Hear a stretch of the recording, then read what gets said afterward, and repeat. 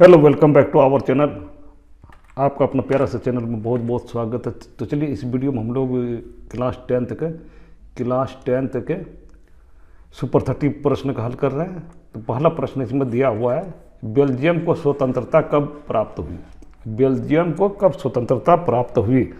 इसका option A है 4 अप्रैल 1828 ईस्वी को, ऑप्शन बी है 15 नवंबर 1835 ईस्वी को, ऑप्शन सी है 4 अप्रैल 1830 ईस्वी को, ऑप्शन डी है 15 अगस्त 1837 ईस्वी को। तो इसका जो सही उत्तर होगा, इसका सही उत्तर होगा 4 अप्रैल 1830 ईस्वी को। 4 अप्रैल 1830 ईस्वी को इसका जो है बेल्जियम को स्वतंत्रता प्राप्त हुई थी। स्वतंत्रता प्राप्त हुई थी 4 अप्रैल 1830 ईस्वी को।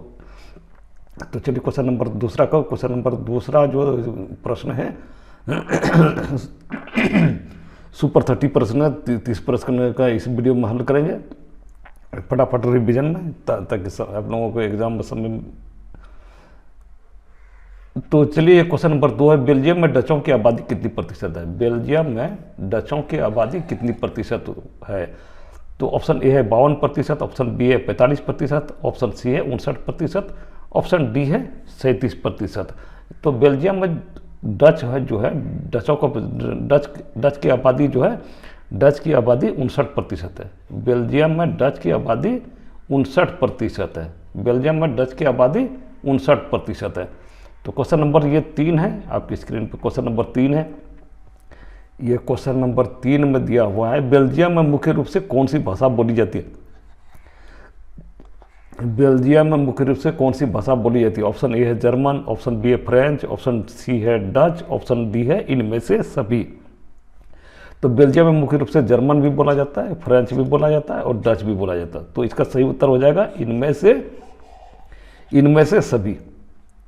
तो क्वेश्चन नंबर 4 क्वेश्चन नंबर 4 में 4 विकल्प है। चारों विकल्पों से एक विकल्प सही है। क्वेश्चन नंबर ये 4 है। क्वेश्चन नंबर 4 है, बेल्जियम के संविधान में 1970 से 1993 के बीच कितने संशोधन किए गए थे। बेल्जियम के संविधान में 1970 से 1993 के बीच जो संशोधन किए गए थे, कितने किए गए थे। ऑप्शन ए है 2 संशोधन, ऑप्शन बी है 3 संशोधन, ऑप्शन सी है 4 संशोधन, ऑप्शन डी है 5 संशोधन। तो क्वेश्चन नंबर ये 4 का है 4 संशोधन। 1970 से 1993 के बीच में 4 संशोधन किए गए थे बेल्जियम में। 1970 से 1993 के बीच में 4 बार संशोधन किए गए थे। 4 बार संशोधन किए गए थे। क्वेश्चन नंबर ये 5 है, झारखंड का गठन कब हुआ। क्वेश्चन नंबर ये 5 है कि झारखंड का गठन कब हुआ था। ऑप्शन ए है 2005, ऑप्शन बी है 1995, ऑप्शन सी है 2000, ऑप्शन डी है 1998। तो झारखंड राज्य का गठन हुआ था 2000 में। 2000 में बिहार से कट के झारखंड बना है। ये 15 नवंबर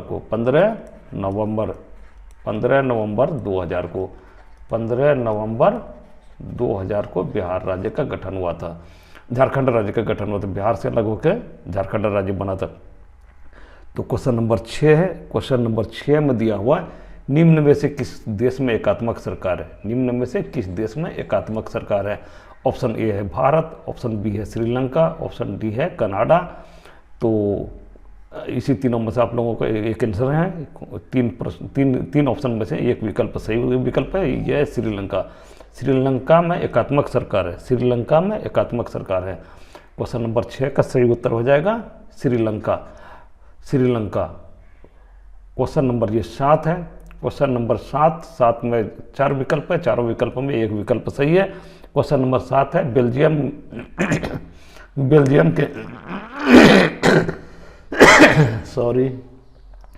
बेल्जियम के सामाजिक विभाजन का आधार क्या है। बेल्जियम के सामाजिक विभाजन का आधार क्या है।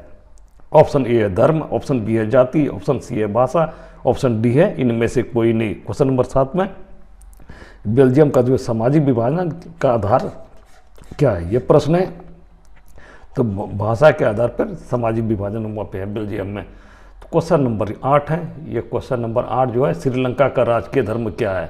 श्रीलंका का राजकीय धर्म क्या है। क्वेश्चन नंबर ये 8, श्रीलंका का राजकीय धर्म क्या है। ऑप्शन ए है यहूदी, ऑप्शन बी है ईसाई धर्म, ऑप्शन सी है इस्लाम धर्म, ऑप्शन डी है बौद्ध धर्म। ऑप्शन डी है तो बौद्ध धर्म। श्रीलंका का राजकीय जो धर्म है यहाँ पे पहले अंडरलाइन कर लीजिए, राजकीय धर्म जो है वो है बौद्ध धर्म। श्रीलंका का राजकीय धर्म जो है वो है बौद्ध धर्म। क्वेश्चन नंबर ये 9 है। क्वेश्चन नंबर 9, क्वेश्चन नंबर 9 में भारत में किस प्रकार की शासन प्रणाली है? भारत में किस प्रकार की शासन प्रणाली है? ऑप्शन ए है अध्यक्षात्मक शासन प्रणाली, ऑप्शन बी है एकात्मक शासन प्रणाली, ऑप्शन सी है संसदीय शासन प्रणाली। तो इसी तीनों में से एक विकल्प सही है। भारत में किस प्रकार की शासन प्रणाली है? संसदीय शासन प्रणाली है। और संसदीय प्रणाली भारत के संविधान में लिया गया है ब्रिटेन से। संसदीय प्रणाली को लिया गया भारत के संविधान में ब्रिटेन के संविधान से लिया गया, ब्रिटेन से लिया गया है। तो क्वेश्चन नंबर 10, क्वेश्चन नंबर 10 में है निम्न में से श्रीलंका का बहुसंख्यक कौन है? श्रीलंका में बहुसंख्यक कौन है? Option A Sinhali, option B है तमिल, ऑप्शन सी है इनमें से कोई नहीं। तो श्रीलंका में जो बहुसंख्यक है, बहुसंख्यक ये बहुत लिखा गया है, बहुसंख्यक कौन है? तो श्रीलंका में जो बहुसंख्यक है वो है सिंहली। श्रीलंका में मुख्य रूप से सिंहली और तमिल है। तो श्रीलंका में जो बहुसंख्यक है सिंहली है और अल्पसंख्यक है तमिल, अल्पसंख्यक तमिल है। तो क्वेश्चन नंबर ये 11, क्वेश्चन नंबर 11 में तमिल श्रीलंका में मुख्य रूप से किस क्षेत्र में बसा हुआ? तमिल जो बसा हुआ है श्रीलंका में मुख्य रूप से किस क्षेत्र में बसे हुए हैं? क्वेश्चन नंबर ये 11 है। ऑप्शन ए है दक्षिणी पूर्वी प्रांत, ऑप्शन बी है दक्षिण पश्चिमी प्रांत, ऑप्शन सी है उत्तर पश्चिमी प्रांत, ऑप्शन डी है उत्तर पूर्वी प्रांत। ये तो क्वेश्चन नंबर 11 का है। तमिल जो बसा हुआ है श्रीलंका में मुख्य रूप से किस क्षेत्र में बसे हुए हैं? किस क्षेत्र में बसे हुए हैं ये क्वेश्चन है। इसका सही उत्तर हो जाएगा उत्तर पूर्वी प्रांत, उत्तर पूर्वी प्रांत। विकल्प डी, ऑप्शन डी आपका सही उत्तर होगा इसमें। क्वेश्चन नंबर ये है 12, क्वेश्चन नंबर 12 है। क्वेश्चन नंबर 12, ब्रुसेल्स में कौन सी जाति बहुसंख्यक है? ब्रुसेल्स में कौन सी जाति बहुसंख्यक है? ऑप्शन ए डच भाषी, ऑप्शन बी है फ्रांसीसी भाषी, ऑप्शन सी है जर्मन भाषी। ब्रुसेल्स में जो है बहुसंख्यक है फ्रांसीसी भाषी। ब्रुसेल्स में है बहुसंख्यक फ्रांसीसी भाषी बहुसंख्यक है। तो क्वेश्चन नंबर ये 13 है। क्वेश्चन नंबर 13, श्रीलंका के एकमात्र राजभाषा जो सिंहली है, श्रीलंका का एकमात्र राजभाषा है, ये श्रीलंका का एकमात्र राजभाषा जो सिंहली के रूप में कब घोषित किया गया? एकमात्र राजभाषा सिंहली के रूप में कब घोषित किया गया? ऑप्शन ए है 1975 में, ऑप्शन बी है 1942 में, ऑप्शन सी है 1935 में, ऑप्शन डी है 1956 में। तो श्रीलंका का एकमात्र राजभाषा कौन सा है? आप लोग, श्रीलंका का एकमात्र राजभाषा है सिंहली के रूप में जो घोषित किया गया था। कब किया गया था? कब घोषित किया गया था? इसका 1956 में घोषित किया गया था, 1956 में घोषित किया गया था। क्वेश्चन नंबर ये 14, क्वेश्चन नंबर 14 है।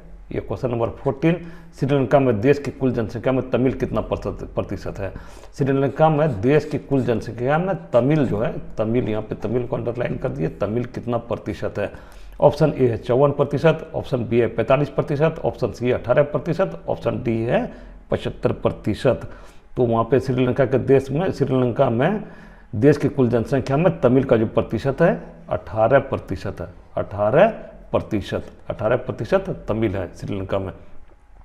क्वेश्चन नंबर 15, श्रीलंका में देश की कुल जनसंख्या में सिंहली कितना प्रतिशत है? सिंहली कितना प्रतिशत? ऑप्शन ए है 42%, ऑप्शन बी है 15%, ऑप्शन सी है 74%, ऑप्शन डी है 12%। तो इसका सही उत्तर हो जाएगा 74%। सिंहली जो है 74% है। क्वेश्चन नंबर ये 16 है। भारत में पहली बार केंद्र में गैर कांग्रेसी सरकार कब बनी थी?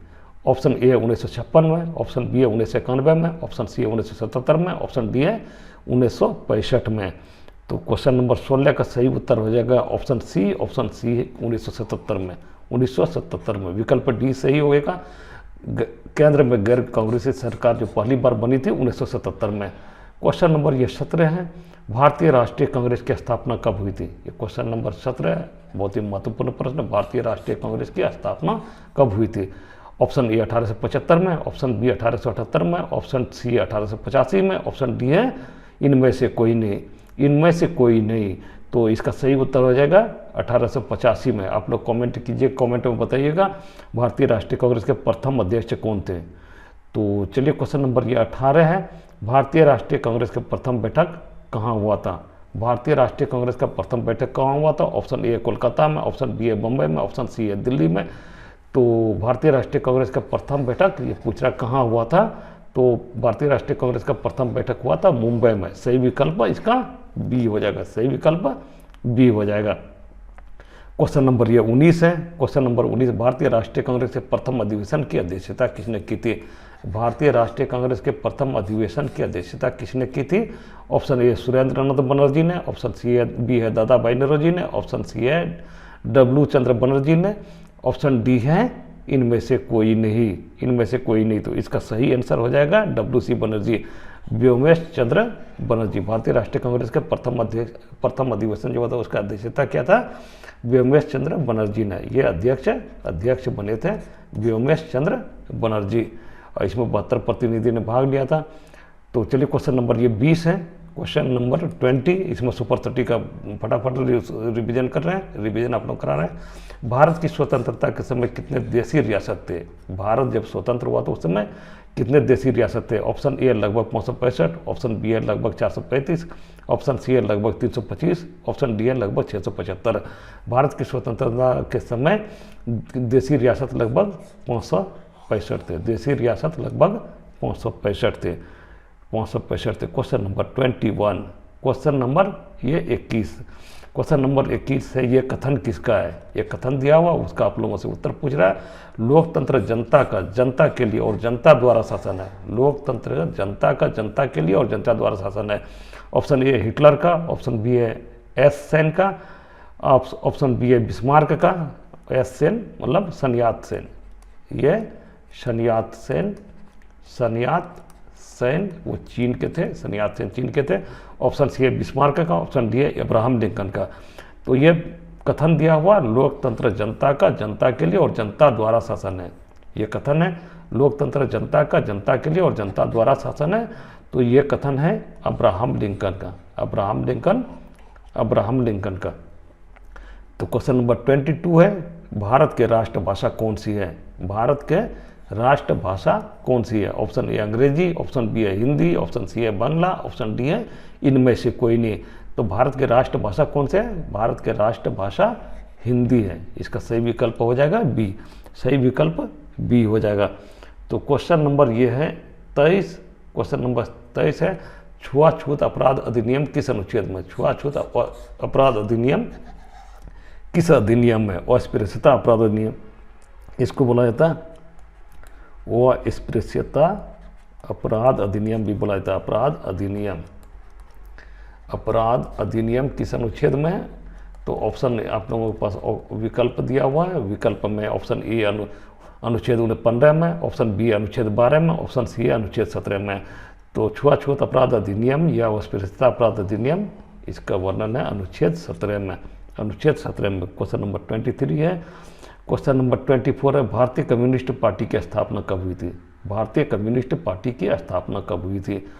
तो ऑप्शन ए है 1935 में, ऑप्शन बी है 1919 में, ऑप्शन सी है 1925 में, ऑप्शन डी है 1921 में। तो भारतीय कम्युनिस्ट पार्टी की जो स्थापना हुई थी वो 1925 में। भारतीय कम्युनिस्ट पार्टी की जो स्थापना हुई थी 1925 में। इस तरह सही विकल्प सी, सही विकल्प इसका हो जाएगा। अगला प्रश्न है क्वेश्चन नंबर 25, और इस तरह का और 5 प्रश्न बचा हुआ है। टोटल 30 प्रश्न है। सुपर 30 का ये सीरीज चल रहा है। इसको बर्थडे आप लोगों को वीडियो मिल जाएगा, आप लोग इसको जरूर देखिए, बहुत फायदा होने वाला है। इससे बाहर प्रश्न नहीं रहेगा। Question number 25, Bahujan Samajwadi party की स्थापना किसने की थी। ऑप्शन ए अटल बिहारी वाजपेयी ने, ऑप्शन बी है लाल कृष्ण आडवाणी ने, ऑप्शन सी है काशीराम ने, ऑप्शन डी है इनमें से कोई नहीं। बहुजन समाजवादी पार्टी जिसको शॉर्ट फॉर्म में बोला जाता है बीएसपी, बहुजन समाजवादी पार्टी की स्थापना किसने की थी। काशीराम ने की थी, काशीराम ने की थी। तो क्वेश्चन नंबर ये 26 है।